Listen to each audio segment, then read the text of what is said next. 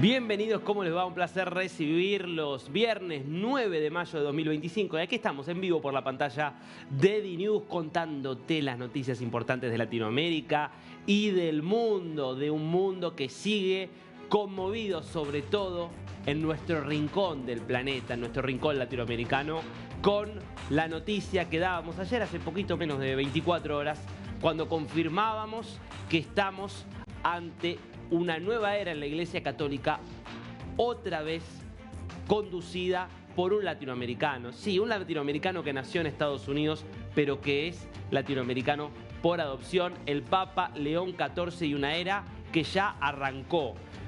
Quédate acá, así como nos acompañaste ayer en la cobertura histórica, te quiero agradecer realmente la confianza de habernos visto y habernos elegido, haber elegido a DiNews para seguir este hecho tan trascendental, esto que pasa tan poquitas veces, cada tanto tiempo, que es lo que significa la muerte de un papa y la sucesión por un nuevo papa, y realmente es impresionante cómo nos elegiste. Por eso quiero agradecerte esa confianza y te la vamos a devolver como siempre, con información, anticipándote y también contándote lo que tenés que saber. Y hoy en este programa vamos a estar repasando primero la agenda, lo que se viene inmediatamente, los primeros pasos del Papa León XIV, qué medidas va a ir tomando, qué eventos claves son lo que se viene. Vamos a hablar de los desafíos, porque claramente ha obtenido una enorme validación quien hasta ayer era Robert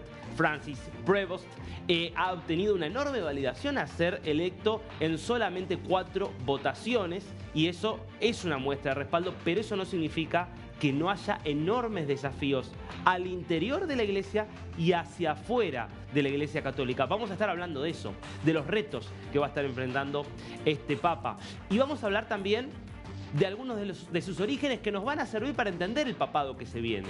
Atención, porque para entender lo que se viene en la Iglesia Católica tenemos que saber quién es Robert Prevost. Y eso nos va a llevar a sus orígenes en Chicago, pero nos va a llevar también a Perú, al país en el cual él decidió desplegar buena parte de su vida pastoral, de su vida como misionero. Vamos a ir a Chiclayo, vamos a ir al Callao, vamos a ir a las raíces en vivo, en directo, vamos a recorrer los caminos que recorrió a lo largo de parte de sus 69 años, quien, insisto, nació como Robert Francis Prevost y hoy es el Papa. Vamos a hablar de sus inspiraciones. ¿Por qué elige ¿Por qué elige León XIV? ¿Qué antecedentes hay? ¿Quién fue León XIII, el Papa que lo inspira? ¿Qué significa que sea el primer Papa de la Orden de San Agustín? ¿Qué es la Orden de San Agustín? Hay un pasado donde también hay algunos puntos en discusión, algunas polémicas en León XIV. Sí, lo hay. Ha habido polémicas también en el paso de León XIV, sobre todo en su tiempo de obispo en Chiclayo, en Perú. Y vamos a contarte también esas polémicas, para que sepas todo, para que tengas toda la información. Con lo cual, no te puedes despegar de la pantalla, por supuesto. Vamos a estar también hablando de otras cosas que están ocurriendo en Latinoamérica y el mundo, pero hoy los ojos siguen allí, en el Vaticano, y se empiezan a trasladar desde el Vaticano hasta Latinoamérica, porque para entender lo que se viene en el Vaticano hay que entender de dónde venimos y de dónde viene el ex cardenal Prevost, hoy Papa León XIV. Y hoy el Vaticano nos informaba algo importantísimo, que es la agenda que se le viene a el nuevo Papa, al nuevo sumo pontífice de la Iglesia Católica. Vamos ya mismo con el boletín que publicaba la oficina de prensa que conduce Matteo Bruni, donde esta es la noticia del día, sin duda.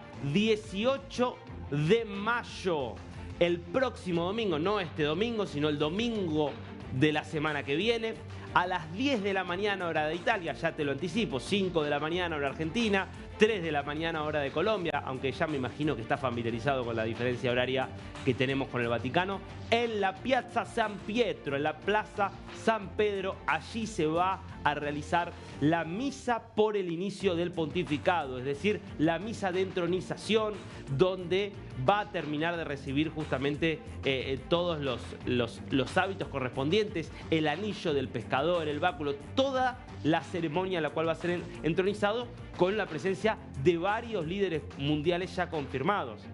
Lo confirmó el propio Donald Trump, que ansiaba poder estar presente en este evento. Va a ser entonces el día clave en el papado, que de todas maneras va a tener ya varios eventos importantes. Hoy estuvo presidiendo una misa. Vamos a ir viendo, si te parece, algunas de las cosas que dejó la misa de hoy, su primera misa oficial como papa, una misa reducida al grupo de cardenales que lo eligió como papa, y fue en el mismo escenario donde fue electo papa, esto es la Capilla Sixtina. Fue varios gestos importantes. Vamos a estar hablando también algunos de esos gestos, de algunas de esas señales que ha dado el Papa León XIV. Vamos a ver, por ejemplo, la comparación, de las vestimentas, para que tengamos como primera referencia respecto de cómo fue Francisco, que había sido muy rupturista. Pero decíamos, ayer lo veíamos en el balcón y no le veíamos el calzado. Van a volver, así como volvieron varios rasgos del atuendo oficial que utilizaban los papas al asumir, al jurar, al adoptar esta segunda identidad. ¿Qué va a pasar con los zapatos que no se los podíamos ver desde el balcón? ¿Vuelven los zapatos rojos tradicionales o se quedan los zapatos negros gastados de Francisco? Bueno, lo vas a poder ver ahora. Volvieron los zapatos, se mantienen los zapatos negros. Así como hay muchas cosas que no ha tomado tal cual de Francisco, los zapatos negros propios de un misionero, de alguien que camina literalmente en el barro, van a continuar, y no va a apelar el Papa León XIV a los zapatos rojos. De hecho, vamos a estar recordando algunos eventos de la vida pastoral del Papa en Perú. Un Papa a caballo, un Papa con el agua hasta las rodillas en territorios inundados, un Papa enfrentando, cuando no era Papa, cuando era un mero pastor, un mero sacerdote, enfrentando en muchos casos y protegiendo a comunidades afectadas por la pobreza, por la violencia política, por el terrorismo, por el narcotráfico, todos fenómenos que ha tenido que enfrentar, sobre todo en las zonas más postergadas de Perú, desde 1985, año en el cual él llegó por primera vez como misionero, hasta que hacia algunos años ya, pocos años, él, era convocado obviamente hacia el Vaticano y tenía que dejar con mucho dolor y con mucho sentimiento la diócesis, su diócesis en Chiclayo, de donde fue obispo. Pero ¿te parece que lo escuchemos? Escuchemos algunas palabras de esta primera misa oficial como Papa de León XIV. I'll begin with a word in English and the rest is in Italian. But I want to repeat the words from the responsorial psalm. I will sing a new song to the Lord because he has done marvels. And indeed, not just with me, but with all of us, my brother cardinals, as we celebrate this morning, I invite you to recognize the marvels that the Lord has done, the blessings that the Lord continues to pour out upon all of us. Through the ministry of Peter, you have called me to carry that cross and to be blessed with that mission. And I know I can rely on each and every one of you to walk with me as we continue as a church, as a community of friends of Jesus, as believers, to announce the good news, to announce the gospel. Bueno, gesto interesante el que tiene aquí el Papa León XIV. Ayer, desde el balcón, al saludar, por supuesto, en italiano, como se espera que lo haga un obispo de Roma, rompe ese protocolo para hablar en español, para enviarles un mensaje directamente a sus fieles en Chiclayo, en Perú. Pero no había hablado en inglés, que es su lengua materna. más allá de que él tiene un origen del que estaremos hablando después, migrante, de padres migrantes, la realidad es que su lengua materna es el inglés. Con lo cual uno podía esperar, bueno, decidió hablar en español, no en inglés. Bueno, fíjate vos qué interesante el gesto que tiene también hacia la comunidad estadounidense, hacia toda la comunidad católica angloparlante. Recordemos, ahí países muy fuertes para el catolicismo, como es, por ejemplo, Irlanda, de donde vienen, de hecho, muchos de los católicos estadounidenses tienen un pasado irlandés y bueno, la decisión, ¿no?, de hablar en inglés. Y además otro gesto, cada vez que empezó a hablar, lo había hecho también ayer desde el balcón de la Plaza San Pedro, pedir por la paz. Ese es uno de los grandes desafíos que va a estar enfrentando el Papa León XIV y es una de las decisiones, hacer una evangelización por la paz. Bueno, tendrá un camino difícil porque sin dudas estamos ante un mundo convulsionado, pero como siempre hacemos, vamos a ir avanzando sobre lo que se viene en los próximos días y también yendo un poco hacia rastrear esos orígenes de este nuevo Papa. Y en lo que se viene, te decíamos, ya fecha confirmada, la entronización el próximo domingo, muchos líderes mundiales que van a estar presentes allí, insisto, Donald Trump, pero imaginamos también Emmanuel Macron, habrá otro encuentro, por ejemplo, entre Trump y Zelensky, Javier Milei, el presidente argentino, va a estar presente también allí. Bueno, habrá que ver si el Congreso peruano le da autorización a Dina Boluarte, pero uno imagina que Dina Boluarte también tendría como presidenta de Perú un lugar protagónico en lo que será esa ceremonia de entronización. Ahora, ¿en qué consiste concretamente la jura de un nuevo papa o lo que es la misa de iniciación del papado, para utilizar la expresión textual? Bueno, vamos a ir viendo algunos detalles para que sepas qué es lo que se va a venir desde el domingo 18 de mayo a las 10 de la mañana. Primero será la recepción. El nuevo Papa es recibido por un alto cargo del Vaticano, uno de los funcionarios de más trayectoria, puede ser, claro, hay que ver porque estamos en un proceso de renovación de la curia donde él va a ir nombrando a un carmalengo, va a ir nombrando a un jefe y a un maestro de ceremonias litúrgicas, va a ir nombrando, bueno, puede ser también por ejemplo, el cardenal Re, que es el decano de los cardenales. Veremos quién ejerce ese rol. Después empieza la misa. Bueno, va a ser una misa celebrada justamente en la Basílica de San Pedro, pero abierto, porque en realidad buena parte de esto va a ser primero en la Basílica y después en la plaza, con la asistencia de autoridades de todo el mundo. Y después llega el momento del besamanos.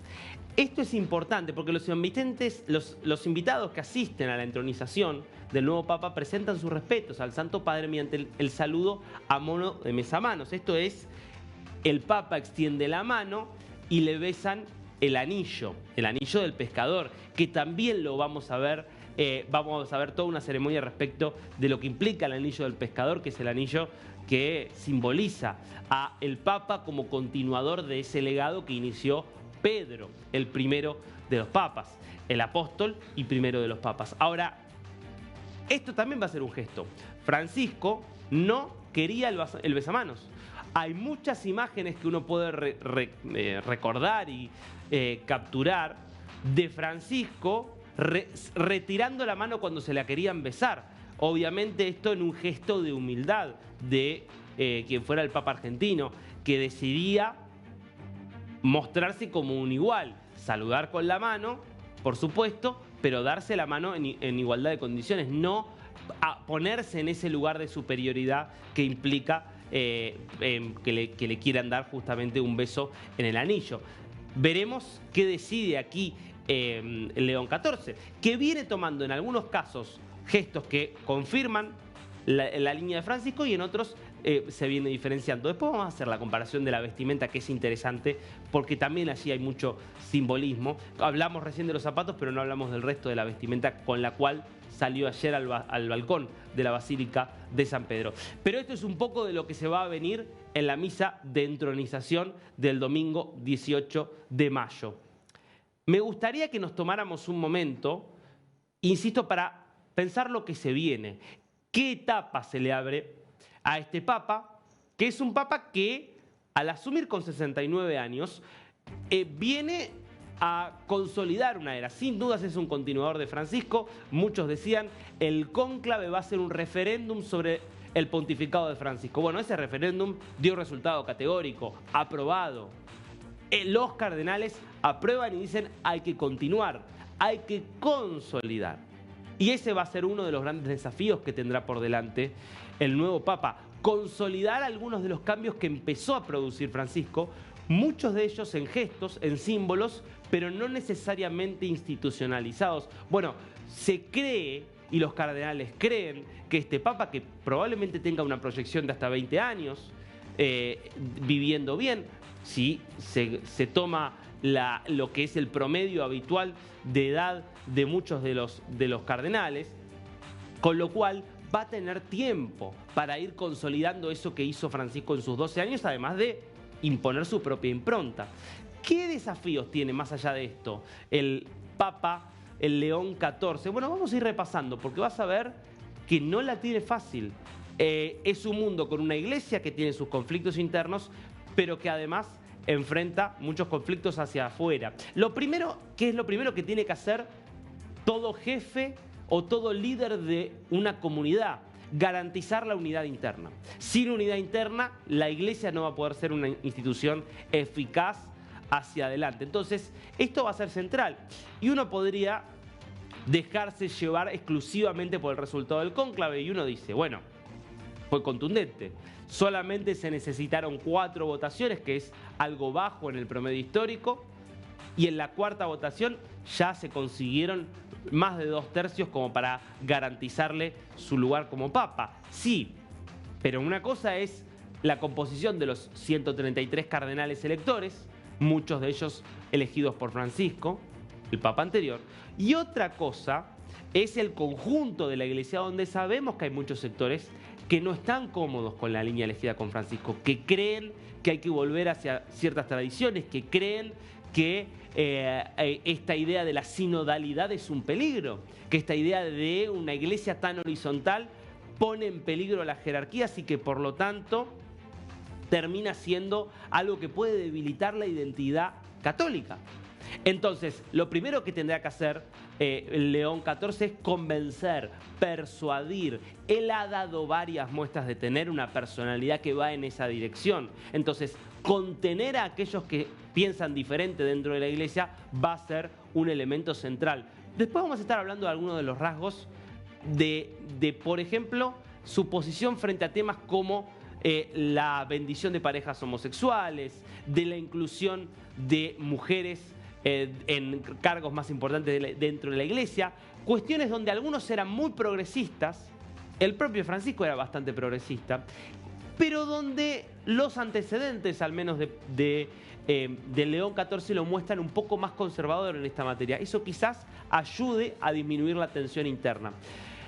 Si nos vamos de la tensión interna, pasamos a algunas de las cuestiones que tienen que ver con los desafíos hacia afuera. Y la paz en el mundo es el principal desafío que va a tener a corto plazo. Estamos hablando de un Papa que asume con ese mensaje la paz, que la paz sea con ustedes. Es lo primero que dijo cuando salió a la plaza, cuando salió al balcón, es lo que ha repetido en la misa de hoy.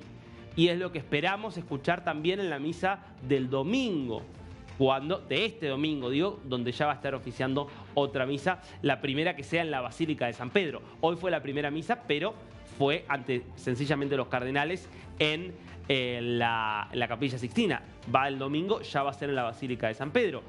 Ahora, ¿cómo se mantiene un mensaje de paz en un mundo donde se sigue desgarrado por la guerra entre Rusia y Ucrania? Ahora en una tregua de solamente 3 días. Vamos a estar después seguramente comentando a lo largo de la programación este desafío de Trump a Putin, sobre todo de decir que se extienda por 30 días esta tregua, a ver los alcances que esto puede tener. Eso va a ser un punto importante para justamente considerar si hay una situación de viabilidad para la paz. Recordemos, el acercamiento entre Ucrania y Estados Unidos, entre Putin y Zelensky, fue posible gracias a una gestión vaticana de quien era el favorito, de Pietro Parolin, quien entró favorito al cónclave y termina yéndose. Bueno, ¿tendrá esa capacidad diplomática el nuevo Papa? ¿Tendrá que demostrarlo o tendrá que rodearse de gente capacitada? quizás tendrá que apelar al propio Parolin o buscar a otro que tenga ese oficio y esa experiencia, porque va a ser uno de los grandes desafíos. Lo mismo la situación en Oriente Medio, los conflictos en América Latina. Una América Latina que sigue desgarrada por el narcotráfico, por las dictaduras que siguen acechando a nuestra región. Bueno, va a ser uno de los grandes desafíos que tendrá por delante. Volviendo a la dinámica interna del Vaticano, atención, porque el Vaticano está en una crisis financiera grave. Cuando Francisco asumió el pontificado hace 12 años, el tema era sobre todo los escándalos financieros, los desfalcos que se habían producido en lo que se conoce popularmente como el Banco Vaticano, que es básicamente la oficina que se dedica a manejar el presupuesto del Vaticano. Muchos escándalos. Bueno, hubo un cardenal, que es el cardenal Angelo Becciu, que estaba en condiciones de ser un cardenal elector por su edad y que tuvo que renunciar al cónclave después de que Francisco básicamente lo echara. Casi que lo echara por un escándalo vinculado, por ejemplo, a la compra de propiedades por casi $200.000 en Londres. Entonces, allí evidentemente va a tener un desafío muy importante. Justamente León XIV, porque no solo se tratará de la transparencia, sino también de subsanar un déficit. Hoy el Vaticano tiene un agujero fiscal que algunos cifran en cerca de $100 millones. Cerca de 100.000 millones de dólares. 100 millones de dólares, digo bien. La estimación del agujero fiscal que tiene el Vaticano. Entonces, ¿cómo se va a subsanar? Algunos creen que podría beneficiarse del hecho de ser estadounidense. No sé si porque pueda conseguir que Donald Trump o que el gobierno estadounidense le preste algún tipo de asistencia directa al Vaticano, que es algo con lo que especulan muchos. Vamos a hablar también de eso, de cuál es la relación entre el primer papa estadounidense y el actual presidente de los Estados Unidos, que ofendía a muchos disfrazándose de papa por inteligencia artificial y que viene de una relación también conflictiva con el Papa Francisco. No sé si pueda pensarse en una asistencia directa. Ahora, muchos sí especulan que un papa estadounidense puede atraer donaciones importantes de católicos estadounidenses que puedan sentirse cercanos y que puedan querer colaborar con el Vaticano. Bueno, eso sería realmente muy importante.